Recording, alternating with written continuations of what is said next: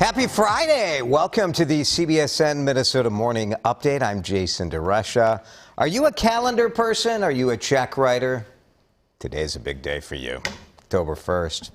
Yeah? Do you have like one of those desk calendars? Rip off the month. Feels good. Gerald's like, yes, it feels good, doesn't it? It's worth getting one of those desk blotter calendars just for the sheer satisfaction of ripping that month off and saying like, hey, you know what's in front of me? New month. Did last month suck? You got a new one, right? I was at my aunts and uncles this morning because they're watching Hannah for me. God bless them. And I wanted to flip the calendar for them this morning. But then I was like, well, maybe I don't want to do that because it's my aunt's calendar. Maybe she wants the satisfaction. It feels good. There's something about the blank slate that I like. All right, let's not have me sounding too new agey here. You know, I mean, there's nothing but possibilities in front of you. Oh, gosh. Seize the day. All right, how about a weather forecast? That's something that might be more believable coming out of my mouth. Here we go. Is it? You know, I have some of these kind of, you know, I'm a little more new agey than people think, I suppose. Anyway, Katie is here. Katie, why don't you share the forecast? It's one of this. I said on the show this morning that this is one of those days that I just want to crawl in a hole because it's so hard to predict where these storms are going to pop up. And so we do have a chance for rain throughout the day. Now, mind you, it's a very slight chance for rain. Yeah. Our better chance for rain is going to be after the sun sets. It is going to, if you walk outside and you notice it's muggy and kind of gross out there, it's going to be cloudy throughout the day. Here's a look at our radar. We've got most of that rain up to the north, but then again, you've got these just little stinkers. They're just going to pop up, and you're going to be mad. You're like, why didn't they tell me it was going to rain? Yeah, again, we told you. I will be hiding in my hole. Yeah, but you don't have to. You told the people. It could rain. When? We don't know. We don't know. Where? We don't know. I know, like, normally we're like, pinpoint radar. Yeah. We'll tell you when and where it's coming down in your neighborhood. We'll go block by block. Sometimes we don't know. Yeah, one of my I'm going to school for weather, and one of my professors is like, the models aren't perfect. That's why we have jobs. There you go. So there you go. All right, thanks, Katie. Our producer today is Mike Haberman. He has told us to get on with it, and so we shall. The Super Bowl halftime show is set. I don't know, is more better? This is a your call. Dr. Dre, Snoop Dogg, Eminem, Mary J. Blige, Kendrick Lamar. These are big names. Like, I'm sort of impressed that Kendrick Lamar is going to be in the halftime show, to be honest. It's like a little, maybe someone at the NFL finally like paid attention to who is part of pop culture today. This group, 43 Grammys, 22 #1 Billboard albums, so Super Bowl 56 in California. SoFi Stadium on February 13th. Hopefully the Vikings will be in it, right? But we want your input this morning. First of all, what's your favorite Super Bowl halftime show that you've seen, and why is it Prince? Favorite Super Bowl halftime show, and what do you think of this lineup? Does it do anything for you? Let us know. As the fight against COVID-19 continues, there may be a new weapon on the way, and news just breaking this morning about pharmaceutical company Merck and a treatment. They are saying they have an experimental pill, a medication that has reduced hospitalizations and deaths by half in people recently infected. Treatment essentially targets the enzyme that COVID-19 needs to duplicate itself. So if you wipe out the enzyme, you slow down the duplication and have better results. Merck plans on asking for emergency use authorization in the U.S. and around the world. It would be the first pill shown to treat COVID-19, which is a potentially major advance in efforts to fight the pandemic. It is common now to need a COVID-19 vaccine or a negative test to do a lot of the things you love, but health systems say where you get that test does make a difference. And Children's Minnesota says, stop coming to the ER. We already have RSV patients in there. We have COVID patients in there. That is not where you should go to get a test. They say instead go to a pharmacy. Or I've had good luck at these community testing sites. There's one in Brooklyn Park I go to a lot, and one that is recently reopened at the Minneapolis Convention Center. It went really smoothly. You just walked in, somebody helped you at the beginning, and then you went on your phone to an app, and then it helped you through the process. If you need to be tested, you'll find a map with all of those community sites and the hours at WCCO.com/links. Big debate as to who counts as a frontline worker for this bucket of money that state legislators have put together. This sounded like a good idea, right? They put together $250 million for people working on the front lines during the pandemic. That $250 million was supposed to go to Minnesota's frontline workers. And you say, like, heck yeah, give them the money. Well, then you start to say, well, who counts? And that's where it gets messy. They've spent weeks figuring out who should get the checks. There's sort of a debate about, do you pay more people a smaller check, or do you make a bigger impact, a bigger check on a smaller group of people? Republicans say, look, we just think it should be healthcare workers and first responders. No disrespect to all the other people who are out there, but that way everybody will get about $1,200.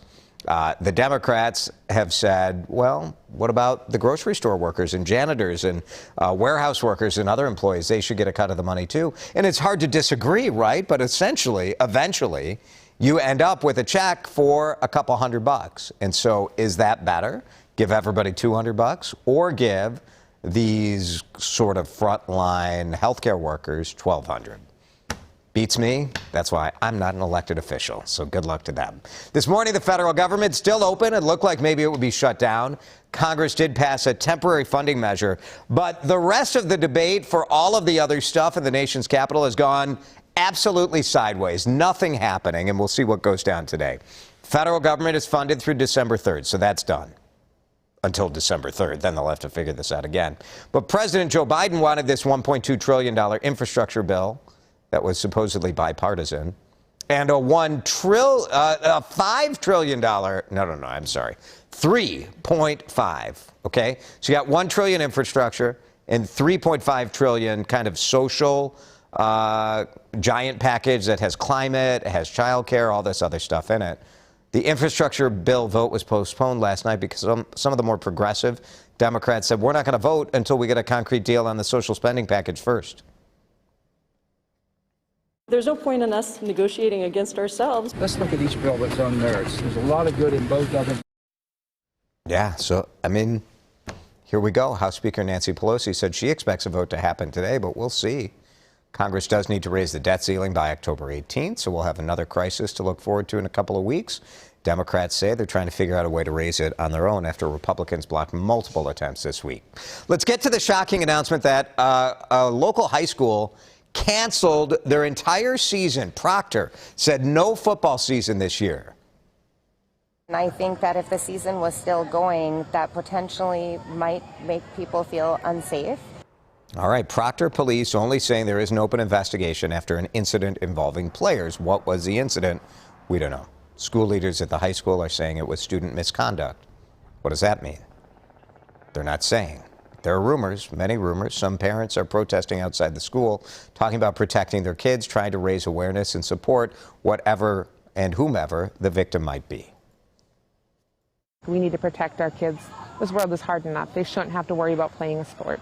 It is sad for the kids who do miss out that weren't there, because the rumors are, that not all of them were involved. So it is sad, but, unfortunately, I think it's what had to happen.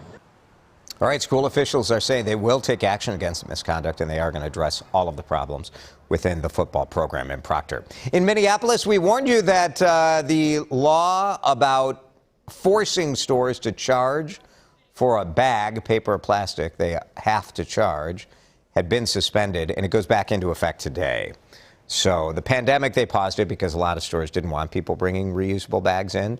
Now it's fine. Bring in your reusable bag. Otherwise, stores will charge shoppers at least 5 cents for each bag they need. More companies say they're trying to become climate friendly, right? You got green cars, green energy, plant-based food, everything, whether it is good or isn't, or if it's just greenwashed, we don't always know. So this is the first that we've heard of a Swedish distillery that says they have a climate positive gin. It's called Nadar, which means nature in Gaelic.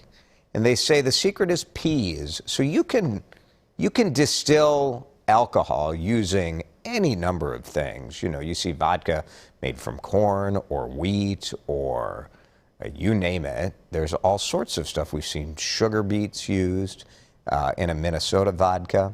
But this distillery is saying peas remove more carbon dioxide from the air than they emit. Liquor, this company says, is normally made by fermenting grains. Those grains require synthetic fertilizers, which create carbon emissions and pollution. Kind of interesting. Of course, there are organic vodkas that don't use those synthetic fertilizers, so whatever, but kind of an interesting thing to think about. We're only a month away from the return of the McRib. It's coming back, everybody. McRib time. Who wants some sort of meat formed into a shape to sort of make it look like a rib? Yeah, you do. Put that sugary barbecue sauce on there. November. Comes back in November. Gosh, how are you guys going to make it through October? The McRib fans. First debuting in Kansas City, Kansas, because why wouldn't you go to the heart of barbecue to create a fake barbecue sandwich? Boy, I tell you. Yeah, so it's a boneless pork patty. And they kind of shape it. They tried to make it like more legit, more rib-like, and people were like, no, that's not what we want. They want the thing that tastes like that. So there it is. It'll be back. It'll only be a limited time. Better get it now. It's going to go away for good. And like everybody has their fun. Everybody wins. It's the pumpkin spice of November, the McRib. Have you ever had a McRib, Katie? Gerald? No. It reminds me, we did like a rib sandwich at my like local small elementary school, and it was gross. Yeah. So. You've never had it? No. No. Because I'm just scarred by. I get it. Hot lunch. The hot lunch. Oh, gosh. We could do a whole segment. We should sometimes about school lunch when all of us were younger. And it wasn't like gourmet amazing like it is now. Oh, my gosh. Jeez. I remember McDonald's Day at my school, and they bring in this sort of orange mystery juice/drink. You're like, what is it? I loved it, tell you that much. McDonald's Day at school. That was as big of a treat as we got growing up. We didn't have much money, so McDonald's Day at school was pretty sick. Let's go. We're talking about Super Bowl. Spin the music. My friend Tamara. Yeah, I mean, Snoop and Dre, like that is nostalgia for those of us who are in our, upper 30s, 40s. Prince was the best. Thank you, Tamara. Paul, Prince did put on a fantastic halftime show. The next lineup, all superstars. That'll be a good show. I think it will be good. I actually think this is a good lineup.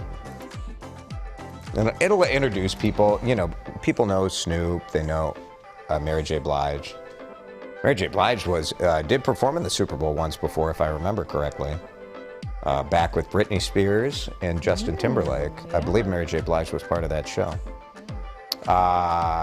Suzanne, totally biased for the cute one. Yep, Sir Paul McCartney. That was pretty cool, right? That was a good one. Thanks, Suzanne. Prince. Yeah, I mean, come on. The Rain. It's pretty iconic. And it reminded America what a great guitar player Prince was, because I think a lot of people didn't, seeing it live is just different. Thanks, Kimberly. And here's Todd. Todd, your approach to life is interesting. The Prince halftime show is my favorite, and I haven't bothered watching one since, because nothing could top it. I mean, just extend that to like Todd's overall life.